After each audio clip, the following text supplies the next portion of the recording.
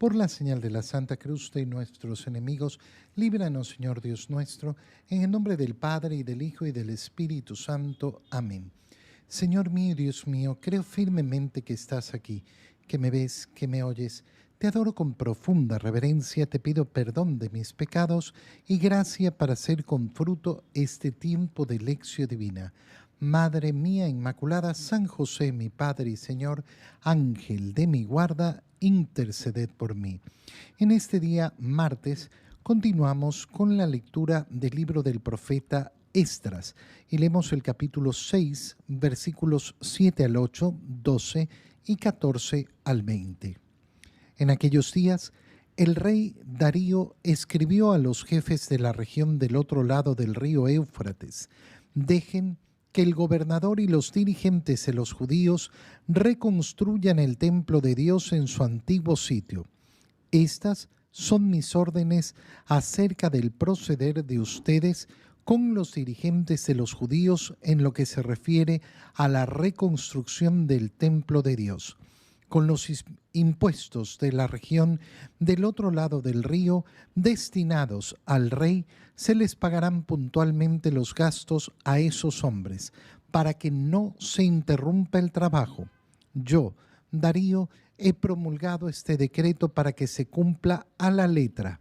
Así, los dirigentes de los judíos avanzaron con rapidez en la reconstrucción del templo, alentados por las palabras de Ageo y de Zacarías, hijo de Idó, y llevaron a cabo la reconstrucción conforme a lo mandado por el Dios de Israel y por Ciro, Darío y Artajerjes, reyes de Persia.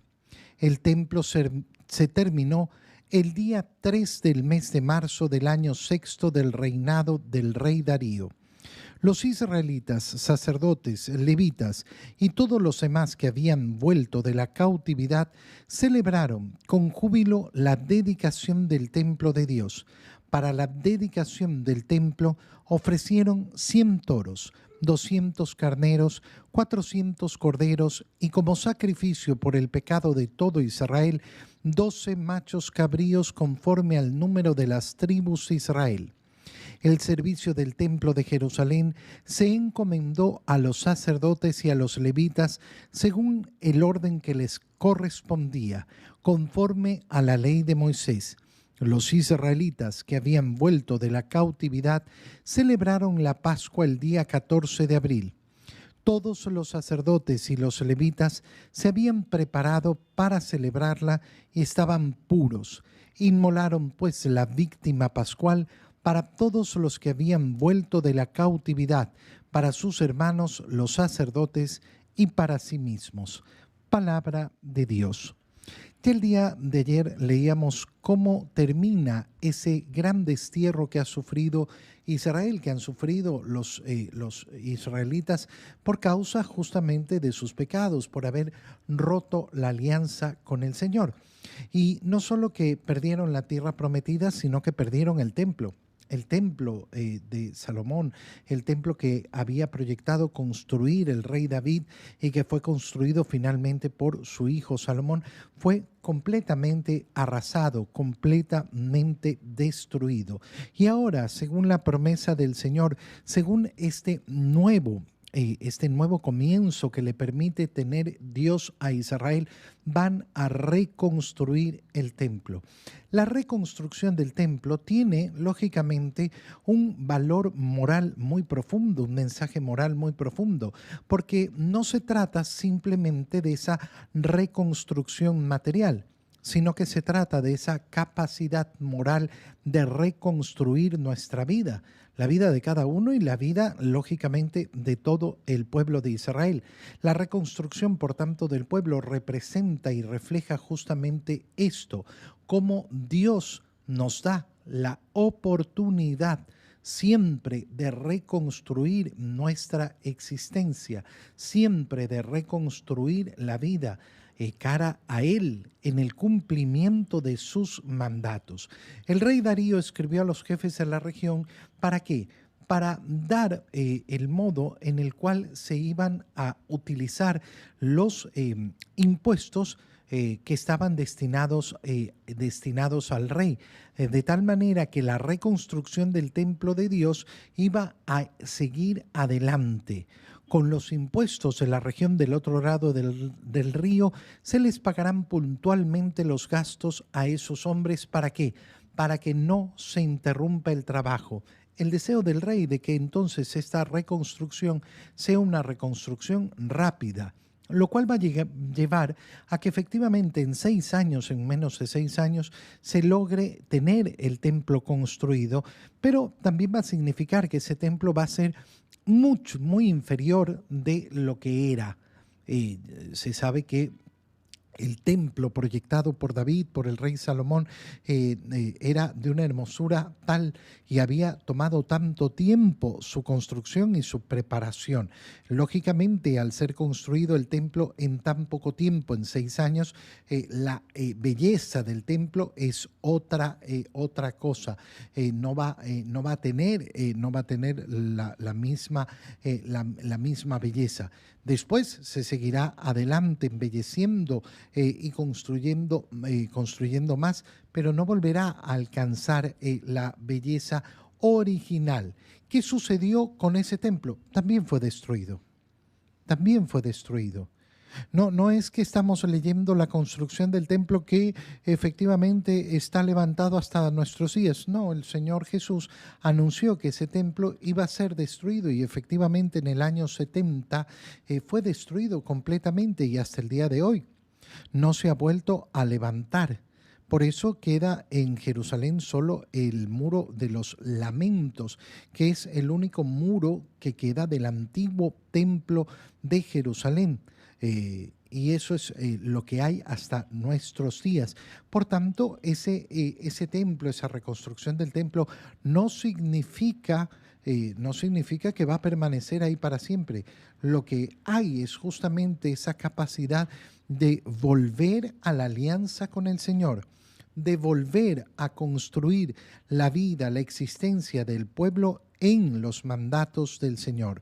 Los dirigentes de los judíos, nos dice el libro de Esdras, avanzaron con rapidez en la reconstrucción, alentados por las palabras de Ageo y de Zacarías, es decir, alentados también por aquellos enviados por el Señor, y llevaron a cabo la reconstrucción. ¿Conforme a qué? A los mandatos de Dios, a los mandatos de Dios. Y el templo se concluye. ¿Y qué sucede entonces? Que los sacerdotes, levitas y todos los demás que habían vuelto de la cautividad celebraron con júbilo la dedicación del templo de Dios. Esta fiesta de la dedicación del templo va a ser una fiesta sumamente importante. ¿Por qué? Porque representa justamente el momento en que se dice: este lugar es consagrado para el Señor. ¿Cuál es su finalidad? Su finalidad es ser un lugar de culto para Dios. Eso es lo que significa la dedicación, que es un poco lo mismo que la consagración. Cuando nosotros oímos a las personas que dicen: oh, estoy haciendo una consagración, qué bueno, qué alegría. La consagración es reconocer públicamente que yo sirvo para algo. ¿Y qué es ese algo? Para el Señor. Que mi vida entera esté consagrada al Señor significa que mi vida tiene una sola finalidad, no otra. Que mi vida no es para una cosa y para otra. No es que el templo se va a utilizar unas horas para adorar al Señor y otras horas para que sirva de sitio de comercio. No. El templo se va a dedicar siempre al culto a Dios. Cuando yo digo que me consagro, es que me dedico al Señor. Es decir, que consagro mi vida, que digo que mi vida va a servir en todo momento al servicio del Señor. Y esta dedicación del templo, por tanto, ocasiona en Israel una fiesta en la cual se ofrece al Señor una serie de sacrificios. ¿Para qué? Para pedir por los pecados de Israel. 12 machos cabríos conforme al número de esas tribus de Israel que habían sido infieles al Señor y que por eso fueron llevadas a esta situación del destierro, de tener que haber perdido la tierra prometida y haber perdido también el templo y cómo ahora lo están recuperando. El servicio del templo de Jerusalén se encomendó a los sacerdotes y a los levitas. ¿Para qué? Para que se hiciera todo según la ley de Moisés. Y entonces los israelitas que habían vuelto de la cautividad celebraron la Pascua. ¿Cuándo? El día 14 de abril, eso es lo que se conoce como el 14 de Nisan, que es la fecha efectivamente en que se celebra la Pascua, y nosotros sabemos que en las vísperas de esa celebración de la Pascua sucede efectivamente la crucifixión del Señor. Y por tanto, cuando vemos cómo el pueblo vuelve a celebrar la Pascua, vemos cómo se está preparando además el terreno para llegar a la nueva alianza, a la alianza definitiva. El pueblo de Israel vuelve a celebrar la Pascua, vuelve a tener un templo, y todo eso va a ser parte de esa historia que nos va a conducir hacia la nueva alianza. En el Evangelio, leemos el Evangelio de San Lucas, capítulo 8, versículos 19 al 21. En aquel tiempo fueron a ver a Jesús su madre y sus parientes, pero no podían llegar hasta donde él estaba porque había mucha gente. Entonces alguien le fue a decir: tu madre y tus hermanos están allá afuera y quieren verte. Pero él respondió: mi madre y mis hermanos son aquellos que escuchan la palabra de Dios y la ponen en práctica. Palabra del Señor. Estamos en el Evangelio de San Lucas y es importantísimo recordar que estamos leyendo el Evangelio de San Lucas al leer estas palabras para no malinterpretarlas, porque una pésima interpretación sería que Jesús está despreciando a su madre. Fueron a ver a Jesús su madre y sus parientes. Se utiliza en primer lugar esta palabra que después es reemplazada por hermanos, porque sabemos que en el lenguaje que se utiliza, parientes, hermanos, son exactamente lo mismo. Por eso cuando leemos en la Escritura hablar de los hermanos de Jesús, ¿de qué estamos hablando? Estamos hablando de esos parientes de Jesús. Va su madre y sus parientes que no logran llegar hasta donde está Jesús por la gran cantidad de gente. Esto lo hemos ido viendo desde la semana pasada en la lectura del Evangelio de San Lucas, cómo al recorrer los poblados se iban sumando más y más personas en ese seguimiento de Jesús. Es tanta la gente que está alrededor del Señor que su propia madre, sus propios parientes no logran llegar hasta donde está Él. Y entonces alguien le avisa: tu madre y tus hermanos están allá afuera y quieren verte. Y el Señor entonces responde lo que hemos leído. Mi madre y mis hermanos son aquellos que escuchan la palabra de Dios y la ponen en práctica. Y como decía, si no sabemos leer bien y queremos hacer una mala interpretación, podríamos terminar diciendo aquella locura de que Jesús ha despreciado a su propia madre, diciendo: no, mi madre no es importante. Importantes son aquí los que están recibiendo el mensaje. No está diciendo para nada el Señor esto. Y es importantísimo entender que estamos leyendo el Evangelio de Lucas. ¿Por qué? Porque imagínate agarrar el Evangelio de Lucas y comenzar a leer cómo San Lucas nos ha descrito desde el inicio esa visita del ángel Gabriel a Zacarías. Y después cómo nos escribe esa visita de Gabriel a María, y cómo nos escribe la visitación de María a Isabel, y cómo nos describe el nacimiento de Juan el Bautista, y cómo nos describe después el nacimiento de Jesús y la relevancia que le ha dado a María en todo este recorrido, para llegar a este momento en el Evangelio y decir: María, pongámosla a un lado, no interesa. No, es absurdo. Es absurdo, no entra dentro de la lógica del Evangelio de San Lucas.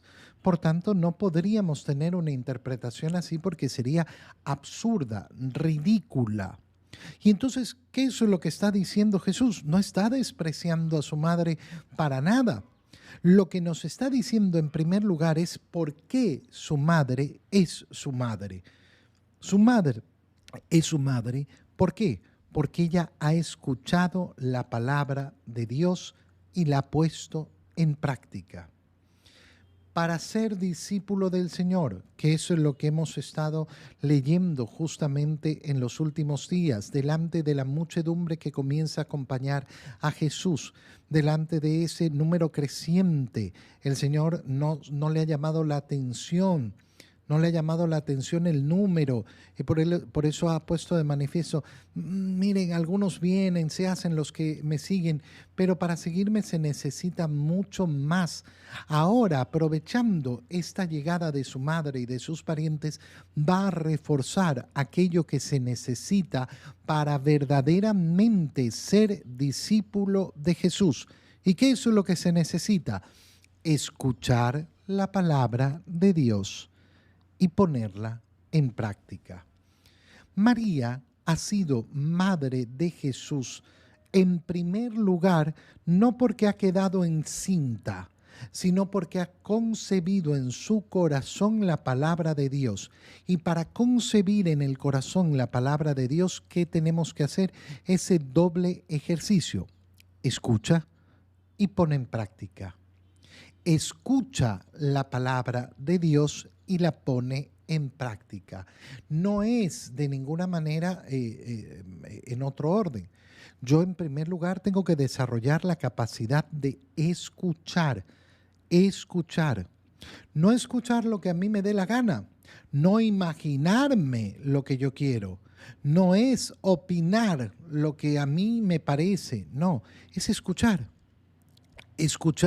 lo que dice Dios, no escuchar lo que yo quisiera escuchar, no escuchar lo que a mí me gusta escuchar, no, escuchar la palabra de Dios, escucharlo a Él y después ponerlo en práctica. No dejarlo simplemente en, sí, yo ya escuché, yo ya sé, yo sé los mandamientos, sí, qué bueno que sepas los mandamientos, maravilloso, pero hay que cumplirlos. Ahí es donde se va a ver verdaderamente que tengamos esa cercanía con el Señor, que estemos acercándonos verdaderamente al Señor. Por eso es que se va a establecer esa relación. El que dice que ama a Dios, pero no cumple su palabra, puede que la haya escuchado, pero es un mentiroso, no lo ama. El amor a Dios se va a dar en la escucha en primer lugar, siempre en la escucha y después en la puesta en práctica. Esto nos lleva además a pensar lo hermoso que es la invitación que nos está haciendo el Señor. ¿Por qué? Porque nos está diciendo cómo pertenecer a su familia, cómo sentirnos verdaderamente miembros de su familia. El discipulado de Cristo no es simplemente pertenecer a una institución. Yo pertenezco a la institución que es la iglesia. No, yo pertenezco a la familia de Cristo que es la iglesia. Yo pertenezco a la familia de Cristo que es la iglesia. Y en la medida que yo me dedico a escuchar la palabra de Dios y me esfuerzo, sabiendo que cuesta, que no es fácil, y me esfuerzo en ponerla en práctica, ¿qué es lo que sucede? Lo que sucede es que pertenezco a la familia de Dios. Te doy gracias, Dios mío, por los buenos propósitos, afectos e inspiraciones que me has comunicado en este tiempo de lección divina. Te pido ayuda para ponerlos por obra. Madre mía Inmaculada, San José, mi Padre y Señor, Ángel de mi guarda, interceded por mí. María, Madre de la Iglesia, ruega por nosotros. Queridos hermanos, reciban mi bendición en este día para que el Señor los cuide y los proteja en el nombre del Padre, y del Hijo, y del Espíritu Santo. Amén.